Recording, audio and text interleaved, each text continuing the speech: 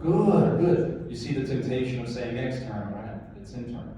Now watch this, how cool. When she runs out of motion, you know, there's motion and then there's functional task. I'm trying to push her foot down to the floor. And her body's like, all right, well, if he wants you, she's like, if he wants me to put my foot to the floor, I can compensate in other ways to help it get closer to the floor. Watch her pelvis. You see that pelvis move? So she runs out of hip motion, which is common, about 45 degrees, and her pelvis is going to start to rotate that foot go down. So if you don't know that and see that, you may be, whoa, look at all that great motion in the hip. Right? My father is so tight in his hips, as soon as I do this, his pelvis starts to pelvic rotate. He has 0 hip rotation. He's 73 years old. But we need to work on it. Oh yeah, I'm going to start tomorrow.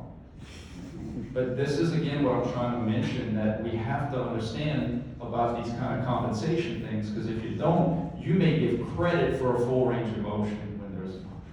Thank you so much.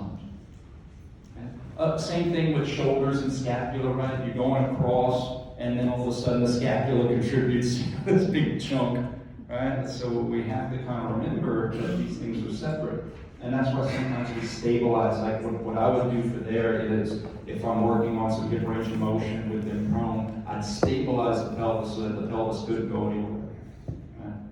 And then just work on the hips where the pelvis can't help. You know, all it is a lean. You know, get your hand up in the air. If my shoulder can't go any further, I can lean my trunk, I can lean my pelvis. I mean, there's different ways to get my hand high. Lay people don't know that, they don't see that, that's okay, they're not trained in that kind of stuff. You guys need to be able to see, whoa, that hand went higher, but it wasn't because of the shoulder. Let me make sure they don't do this, let me make sure they don't hit that. We'll just work on that shoulder motion. So a lot of times these illusions can give you false positives, right? Where you're like, oh, full range of motion, when there may not be, because there may be some compensation motion happening. All right. Any other follow-up questions? I did get a question about doing the agonistic trunk muscles for the windshield wipers. Again, you want to play that game again? Feel like, what was that, Saul? You want to play the game? Okay. Saul. All right, let me try it. Let me attack it another way. Here's your head. There's your arm. There's your arm. Feet.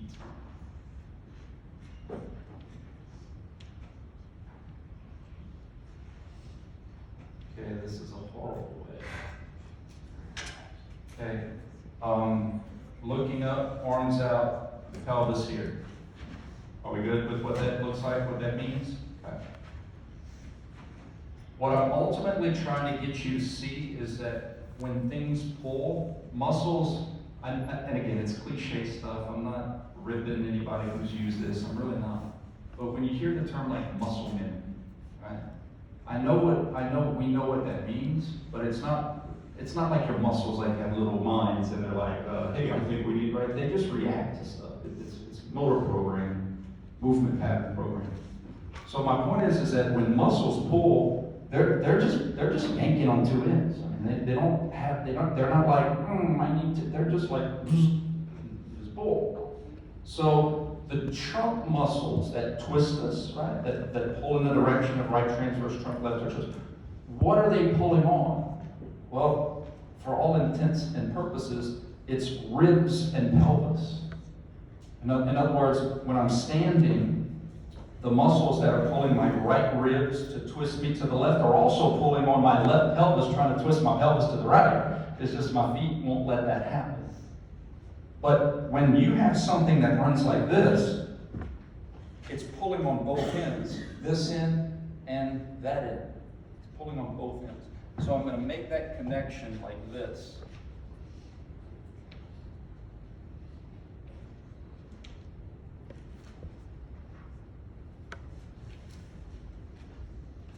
What I mean by that is, in this position, gravity is trying to do this, right?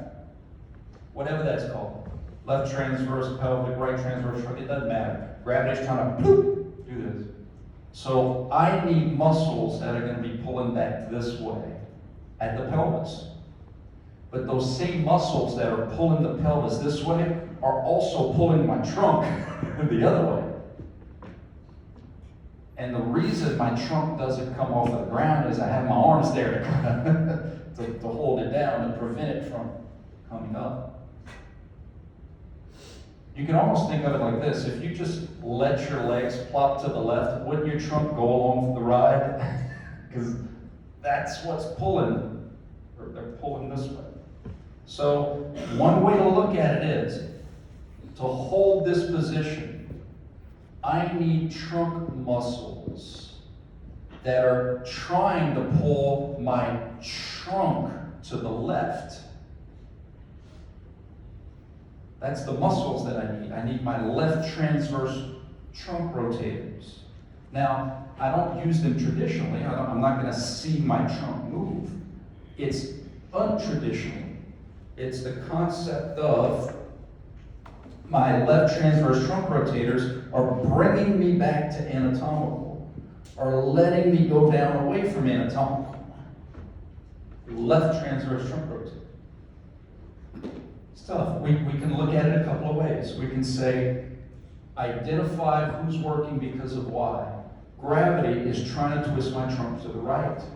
Because if I let my legs drop, I'm going to be looking at my right hip. Plop, right hip.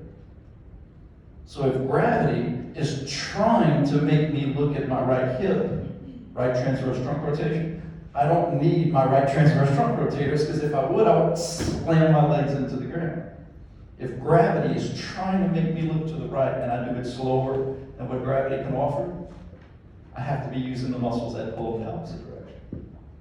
The left transverse trunk rotators are going to let the right happen and make the left happen, or hold me in that position. It's going to switch when I flip over to the other side, though, right? Because now gravity is trying to make me look to my left. So I need the muscles that pull back to the right. Better? Better?